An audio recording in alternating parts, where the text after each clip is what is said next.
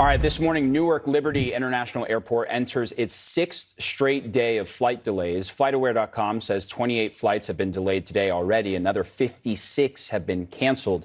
The FAA site says today's delays are fewer than 15 minutes, though, which is good. But earlier in the week, the delays were hours long, imposed by the FAA because of staffing. So joining me now to discuss this more, CNN aviation analyst and former FAA inspector David Susi.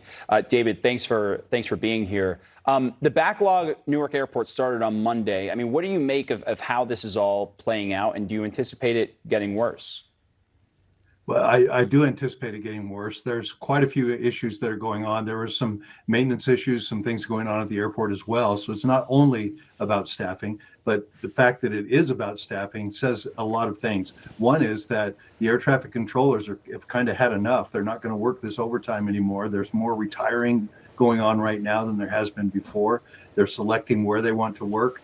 It's a real shift, and Sean Duffy has his hands full trying to keep this thing staffed the way that it needs to be.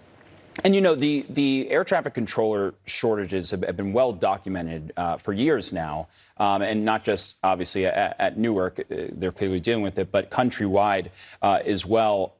What is the FAA doing to address it? What are the difficulties in trying to address this problem, again, that has been an issue for years? Well, the biggest problem that they have is the fact that you have to be literally the best and the brightest to be an air traffic controller. You can't be over 30 years old. You can't even apply if you're over 30 years old. So that's a really restricted amount of people that can do it. Now, once you go in there, I was at the FAA Academy in Oklahoma City and the Mike Monrooney Aeronautical Center, and that's where they do the training. So during that time, the washout rate is about, at the time I was there, which was many years ago, but I think it's about the same now, was at least 50 to 60% of the people that came into the program got washed out, because it's a hard job. It's not for everybody, and you have to have a certain way of thinking. So you can't just go into the closet, pull a suit out and say, here's another position for someone. It takes years and years and years of prep to find the right person, to train the right person, and then to retain the right person as well.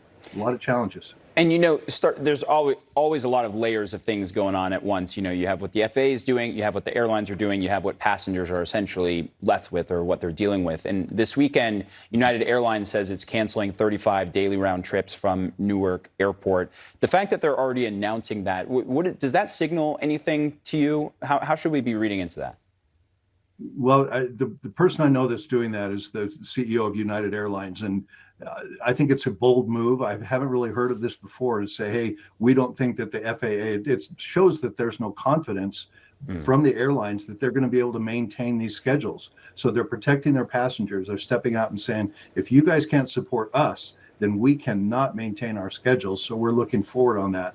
Something that Sean Duffy and the FAA need to do more of is looking forward. And again, he has his hands full, but he's got to look further than just air traffic controllers. There's air traffic, there's aviation safety inspectors.